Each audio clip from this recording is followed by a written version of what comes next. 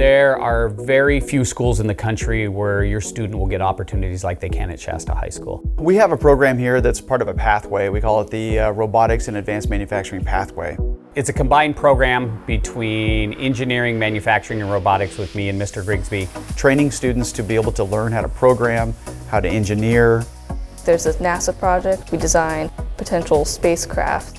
Students develop the missions, develop the CAD models, and then NASA scientists and engineers evaluate them. Mr. Grigsby and Mr. Barnes have done a wonderful job of creating experiences for students to get into jobs and get hands-on experience. A lot of the CAD programming is industry level, and they get certifications from that. If you get some of the higher level certifications, I mean, you can get hired right out of high school to some pretty high-paying jobs. We're the first ones in the nation to be able to do something like this.